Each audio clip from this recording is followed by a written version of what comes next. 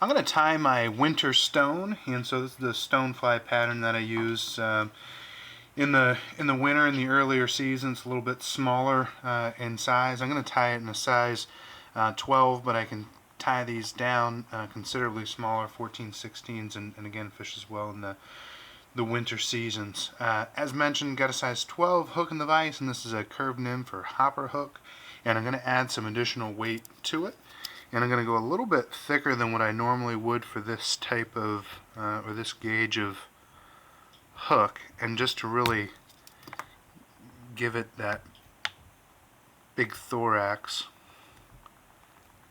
And so I'll situate that with about an eye worth of space in front of the lead. Then I can attach my thread, and I'm going to use a 70 black. I'll start this in front of the lead, and I'll reach all the way back, gather it, and then take some wraps through. And I'll trim that tag. I'm going to wrap my thread down past the bend of the hook, and that's where I'll tie in my tail. And for that, I'm going to use a black goose biot. I'll take 2 of these off and put them back to back to get that natural V.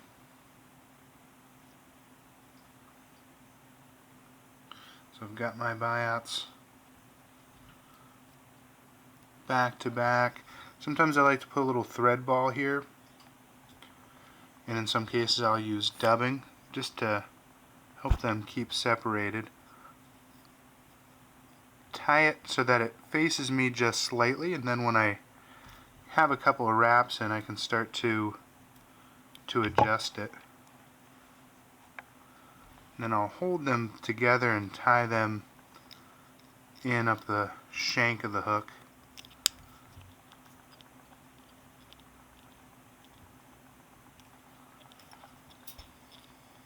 Then I can remove those ends, and now I can tie in my body, and for that I'm going to use virtual nymph skin, but you can use a scud back, or if you have another product that you like. I really like working with this stuff. Super durable, easy to work with. And I'm going to tie this in on the lead and stretch it, and I do that so it helps me with a bit of the transition between the hook shank and where it goes up to the lead. So I'll leave my thread just beyond the lead there, and now I'll start to wrap this forward. So I'll pull it tight, I'll overlap at least half of the previous, and after I have about 3 wraps in, then I'll start to loosen it up to give it some more definition in that segment and to start to taper the body.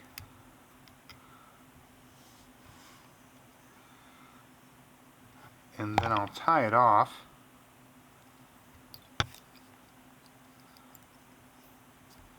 I'll pull this end tight so that when I trim it close, it'll be nice and tidy. So that's the body and the tail. And I'm going to tie in the wing case, and for that I'm going to use a dyed black or really dark pheasant tail. And when I take these fibers off, I want at least 6 fibers, probably take closer to 8 to 10, and I don't want to cut these off. I'm going to rip them off. Still try to keep the tips even, and just cut or pull them straight off so that it has those jagged edges. That's what I'm going to use for my legs. So for now, I'm going to hold these on, and where you tie these in will matter from the standpoint of how long you want your legs to be. So I'm going to hold it so that it goes to the end of the or to the eye of the hook, and that'll help with my, again, leg length. So I'll tie that in, and then wrap that back as far back as I want to go before that thorax starts. Now the dubbing that I'm going to use is just a black dubbing. I'm going to take a real small pinch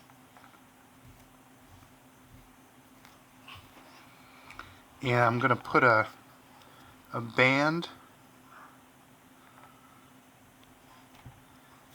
and then once that's tied in or dubbed in, now I'm going to try to find some of these legs to separate. So I'll find one on one side and tie it down. If you've got any of those long ends, we'll clean those up. And then I'll find another on the other side.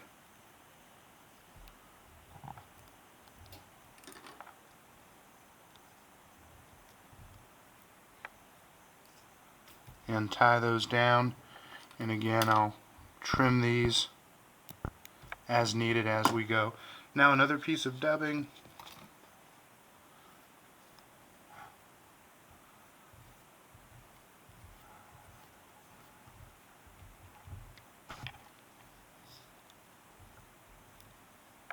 And another band.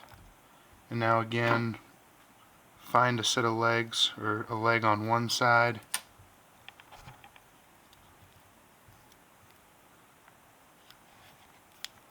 Put it in position. Clean up any of the end.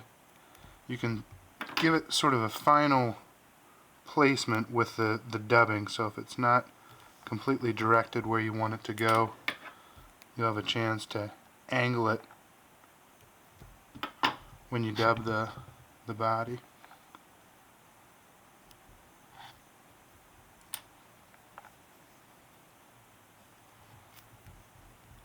So now another piece of pinch of dubbing.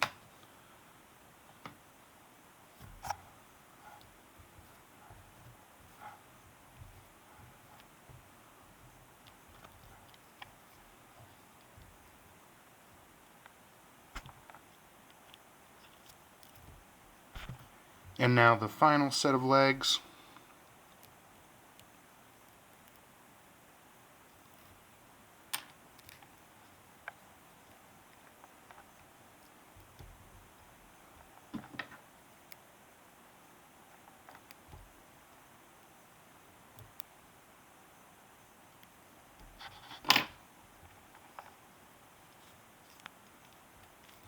And once you have those front legs completely in, then you can remove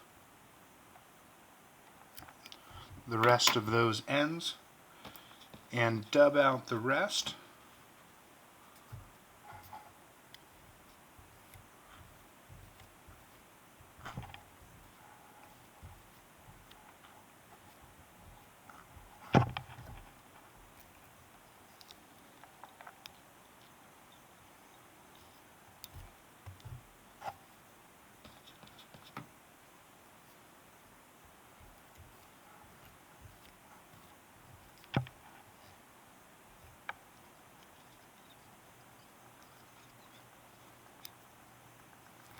And then fold the rest of those fibers up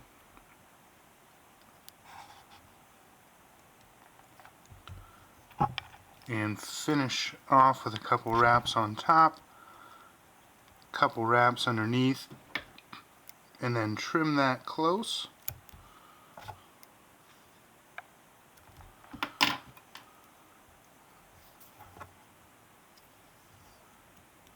And whip finish to build out the head.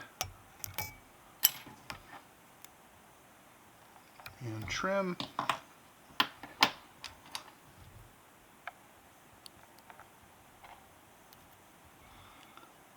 Kind of final positioning here of the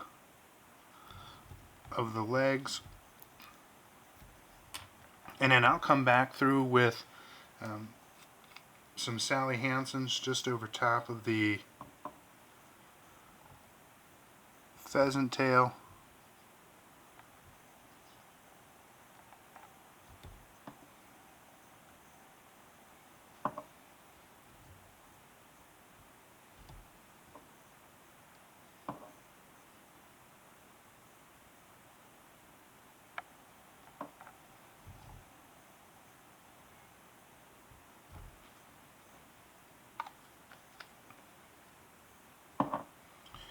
And that is my winter stone.